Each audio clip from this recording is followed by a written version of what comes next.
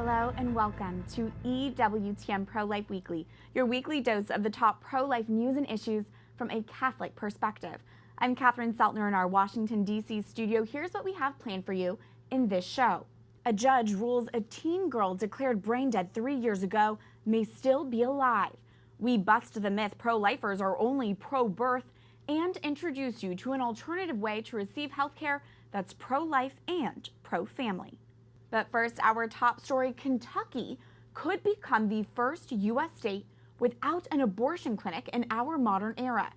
EMW Women's Surgical Center is the state's last abortion clinic. The facility is challenging a Kentucky law that requires abortion clinics have agreements with a hospital and an ambulance service in case of medical emergencies. The high-stakes trial ended last week, but the decision on whether Kentucky becomes an abortion clinic-free state could take months.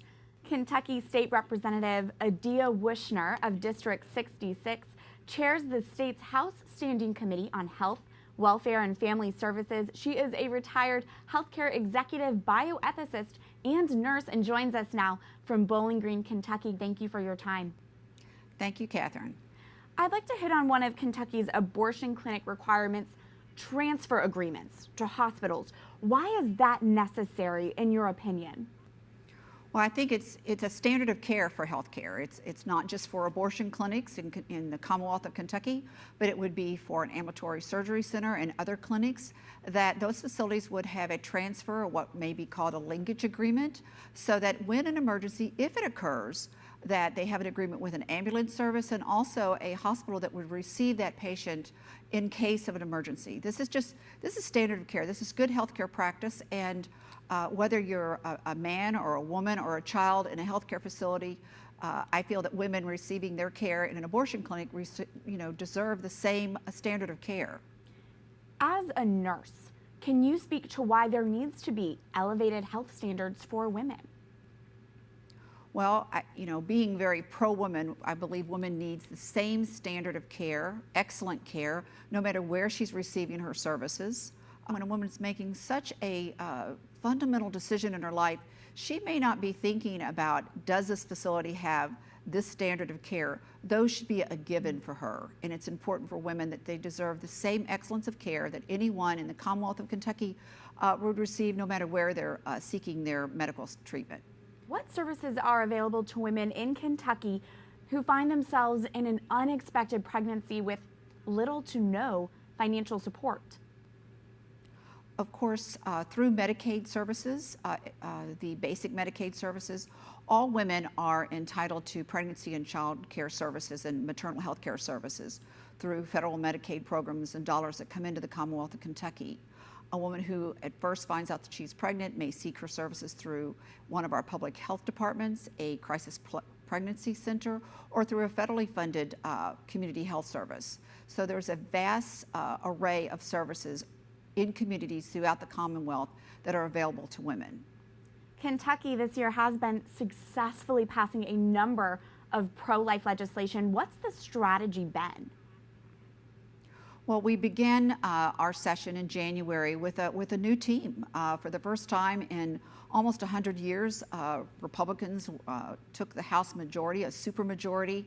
And so before we began the session, House leadership, Senate leadership, in working together, put forth an idea on bills that we have long waited to get done.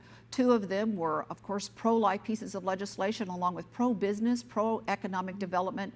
And we were able to put those pieces of legislation and bring them forth, work them ahead of time, so that we were ready to bring them out the very first week of session. Normally that week of session is an organizational week, but we took that week to make it a very pro-working week for the General Assembly and pass measures for the Commonwealth of Kentucky that, in years from now, we will look back on this session and just look at what a hallmark and remarkable session it was for the people of Kentucky.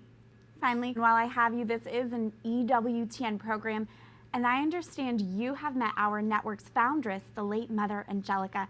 Tell us about that. Oh my goodness.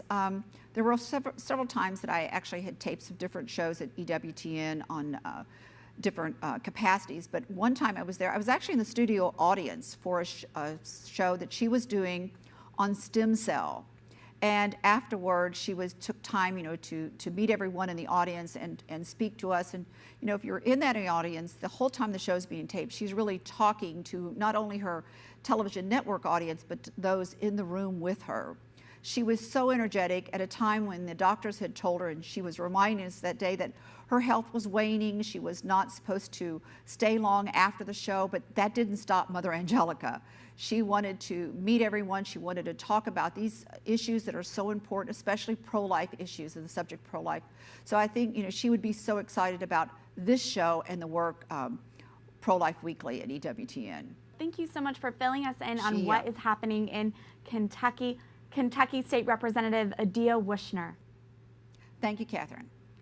For more reaction and analysis on pro-life legislation, we turn now to our trusted expert. Marjorie Dannenfelser is president of the Susan B. Anthony List. Marjorie, thanks for being here. I'm happy to be back, as always. Kentucky only has one abortion clinic left. They may soon have 0. How significant is this? Well, it's very significant in my view and in the long view for the pro-life movement. It's a moment where we can see vision starting to come into focus. What does it mean when we start to eliminate abortion in a state or in our country? So with a lack of supply of abortions, there may be still some demand. So how do we meet the actual need of those women who are feeling that they're in the pinch, they're in a moment where they really need? So the questions of what we do in the full-blooded pro-life movement is really important at those moments. I know in Kentucky there are over 60 pregnancy care centers.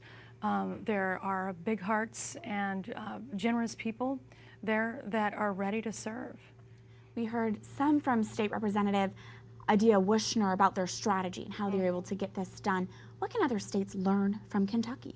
I think it's important that Governor Bevin had a vision from the beginning. As soon as he was elected, he communicated to the country in a very high-profile way that he was elected with a pro-life mandate, that without the pro-life issue, he would not have been elected.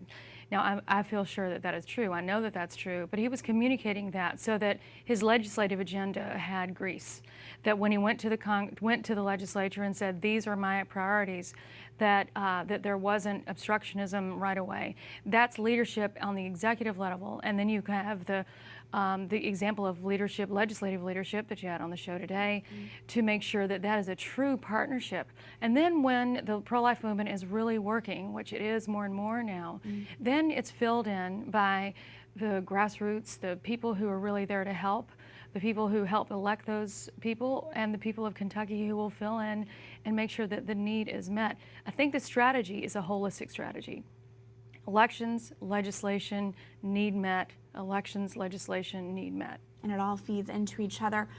Turning now to the federal level, do you think Congress will be able to defund Planned Parenthood, and what's the strategy going to be? Yes, and it's an example of the same strategy. Elections were the point of commitment for the Trump administration, for many of the senators that we helped elect. Planned Parenthood must be defunded. There is no question we will not relent. It's taking a little bit longer. We're 9 months in. We hope that we would have it done by now. There are several avenues. It's through the reconciliation bill that only takes 50 votes. We know that it can be done. We know that we have just a few more days here in September to get that done. If for some reason it doesn't happen then we will go to every single measure. I spoke with Speaker Ryan, and I'm going to speak with Leader McConnell in the coming few days here. And that is what I'll be communicating for the pro-life movement, that whatever avenue it takes, whether it's a spending bill, meaning we hold up the government because Planned Parenthood hasn't been defunded, this is nothing short of a primary mandate, and there is no relenting, and we'll do it. And we will continue to watch, and we're grateful for your guidance on these issues. As always, Marjorie Dannenfelser of the Susan B. Anthony List. Thank you.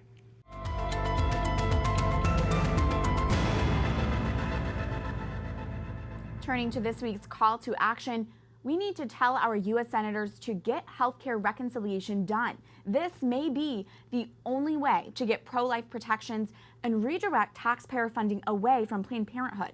We have a pro-life House, Senate, and White House. We are positioned like never before to make major pro-life advancements. So we need to act. Here is how you can take action and make a difference. Go to ProLifeWeekly.com. sign on to an open letter to tell our senators to get healthcare reconciliation done now. It's simple. Once you go to the website, enter in your name, email address, and zip code to send your pro-life message. The letter has already been signed by national pro-life leaders, including Marjorie Dannenfelser, Tony Perkins, Lila Rose, Jeannie Mancini, Russell Moore, and more. Every day, Congress delays Planned Parenthood, aborts nearly 900 unborn children, and receives $1.5 million in taxpayer funds. We must urge our U.S. senators to get healthcare reconciliation done now, to get pro-life protections and redirect taxpayer funding away from Planned Parenthood. Go to ProLifeWeekly.com to sign the letter and to take your pro-life action today. Turning now to more pro-life news, Pope Francis hopes President Trump rethinks his decision to end the Deferred Action for Childhood Arrivals, or DACA, citing a pro-life ethic. During a press conference aboard the papal plane on Sunday, the Holy Father said, "I hope that it will be rethought a little, because I've heard the President of the United States speak as a pro-life man.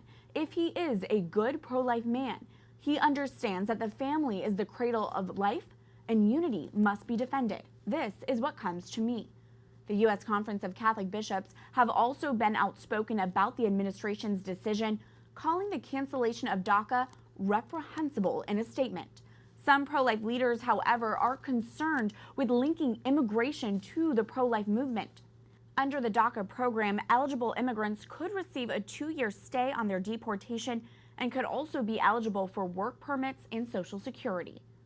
In a statement released Tuesday, the board of the Belgian Brothers of Charity defies the Vatican and announces it will continue performing euthanasia to patients in their psychiatric centers. The Catholic group was given until the end of August to comply with the Vatican to stop performing euthanasia.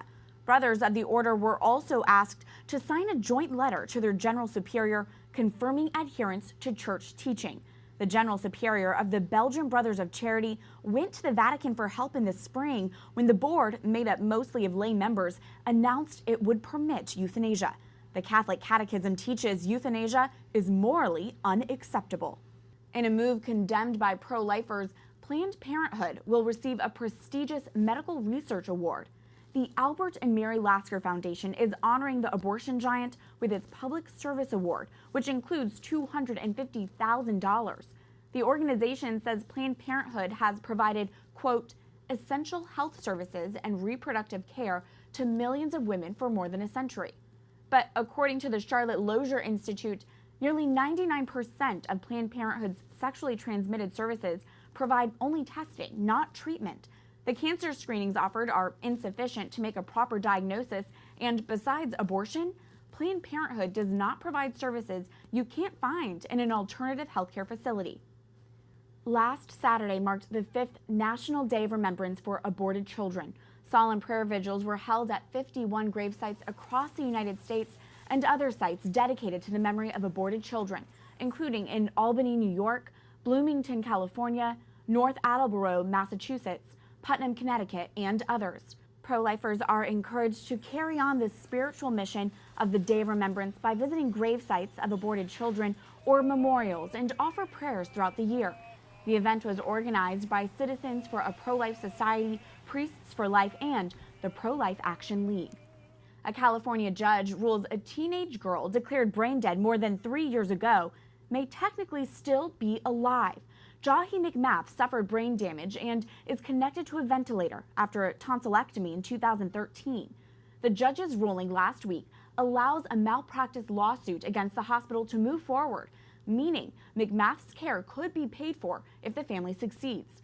A doctor stated in court that videos recorded by McMath's family from 2014 to 2016 show the girl is still alive but is in a minimally responsive state. We will have much more on this case next week with top bioethics expert Wesley J. Smith. A UK politician does not back down from his pro-life views. Take a look at this. What's your view of abortion? I'm completely opposed to abortion. Life begins at the point of So conception. why are you on? Are you completely opposed to abortion in all circumstances? Yes, I am. Rape and incest? Sexual I'm violence? afraid so. That is Member of Parliament Jacob Rees-Mogg boldly defending his pro-life views on British television after being pressed on how his Catholic faith influences his beliefs. He was also questioned about his views on marriage being a sacrament between one man and one woman. ReesMogg is a likely candidate for Prime Minister of the United Kingdom. We want to bring you an update on a story we first brought you 2 weeks ago. Carrie DeClyon, a woman who turned down cancer treatment to save her unborn baby, has died just 3 days after the child was delivered. DeClyon died last Saturday at age 37, leaving behind her husband of 17 years and her 6 children. Her youngest baby was delivered last week at 24 weeks and 5 days, weighing 1 pound and 4 ounces. The family has named the newborn child Life.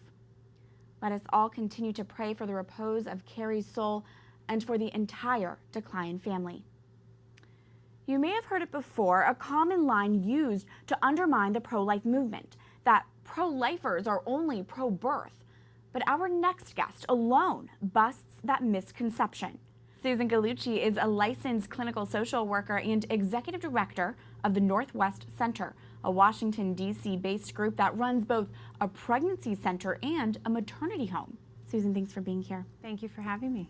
First off, your group is just one of the many examples of the hard work pro-lifers are committed to across the country. Can you give us a rundown of what happens at the Northwest Center? Certainly. So we've been in existence since 1981. We're founded by Georgetown students and alumni.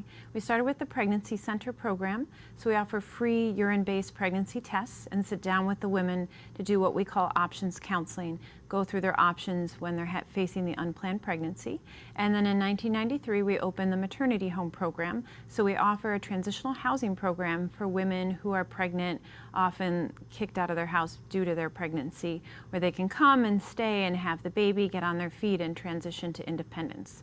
So we're a small townhouse in Northwest DC. In the basement level is our pregnancy center. We also see more than 100 families a month and help them with diapers and baby clothes and a listening ear and parenting skills, connecting them to resources. And then we house 4 or 5 women and their babies in the upstairs of the townhome. This is truly care for women in need. And you say it takes a village to care for these women. What do you mean by that? It really does, thinking about having a baby, having all those extra people. And I say to the moms as they're there by themselves, if people are planning to have a baby, there's the wife, there's the husband, there's the in-laws, there's the neighbors. And so we really want to create that support. Who's going to be there to give them a break in the middle of the night, or to just hold the baby while they fix a meal? And also, as the baby gets older, to watch the baby if the baby's sick and can't go to daycare, but they have to go to work or go to school, and to provide all those extra supports that a family would provide. Now, you are a licensed clinical social worker. What kind of insight does that give you as you're caring for and encountering these women? I think it really gives me the skill set to be able to listen, to be able to look at, in social work we say person and environment, what's going on with them psychologically, emotionally, physically, especially as they're entering pregnancy, and say, what do they need? Where can I give them the space to really talk about what's going on so they can choose life? There's so many pressures there, so how can we give them that space to think about choosing life for the baby and letting them know what resources are there, and really letting them know that we care both for the woman and for the child, both in that moment of crisis but beyond as well. That's so well said. Now, as someone who is so committed and dedicated to the pro-life cause, when you hear that common misunderstanding, that common myth that pro-lifers are only pro-birth, what's your response to that?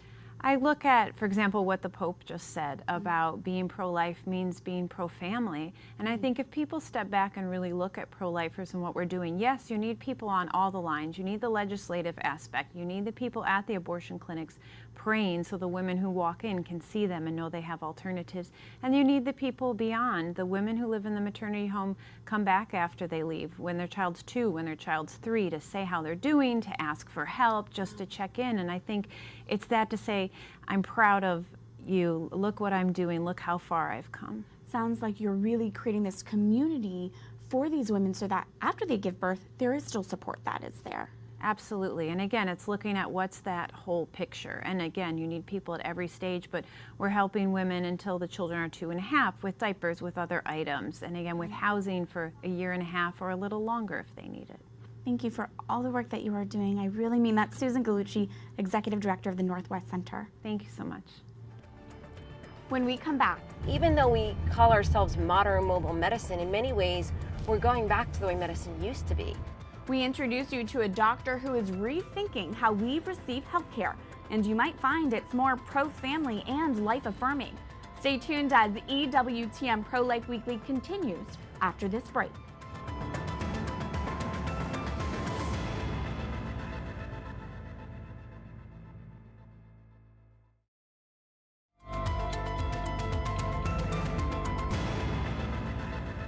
Welcome back to EWTN Pro-Life Weekly. I'm Catherine Seltner. In this week's Speak Out segment, we want to address a video that's been gaining more attention online recently. The video shows an interview with actress Martha Plimpton, where she tells the audience about her first abortion at age 19. Take a look. I also had my first abortion at the Seattle Planned Parenthood. Yay!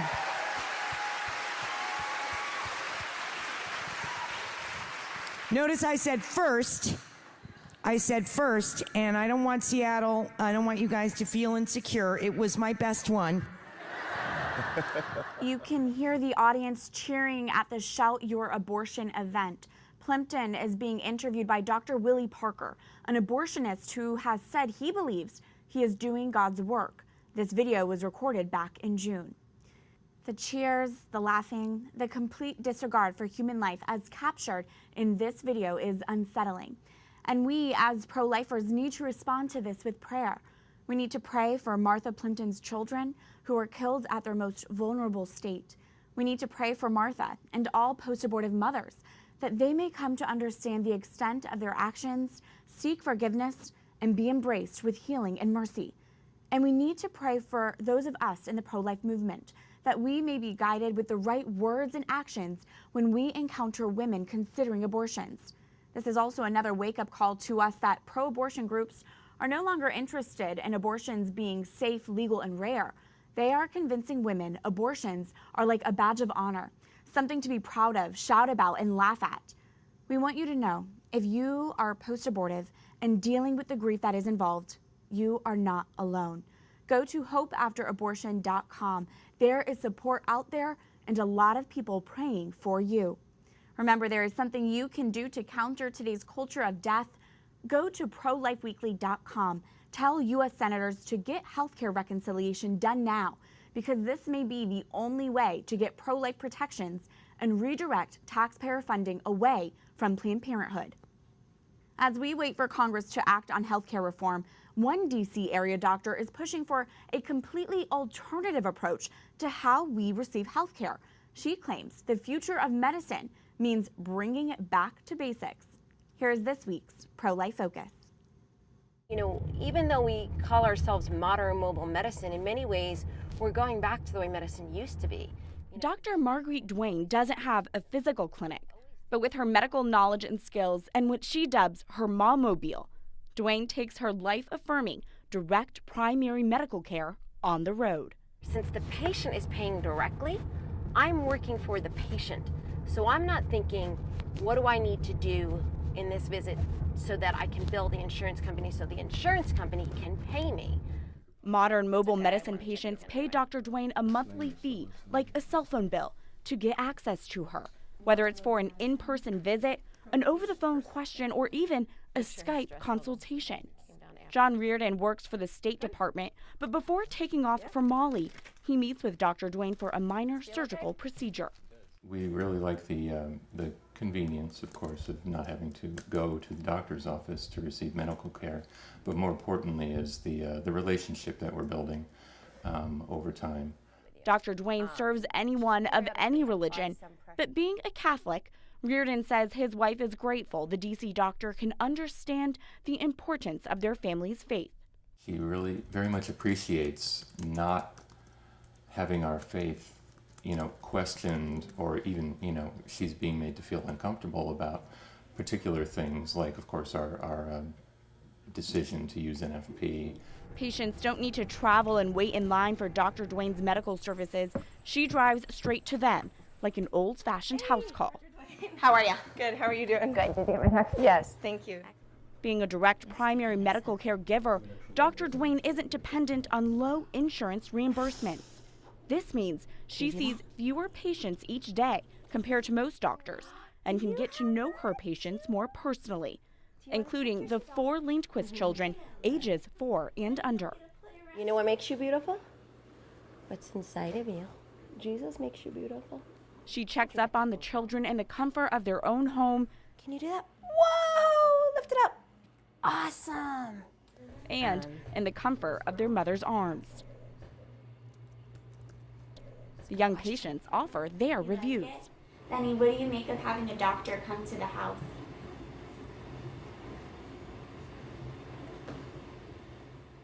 Not so sure, huh? While the 4-year-old boy isn't certain, his mother, Kelly Lindquist, is sold on the direct primary care model.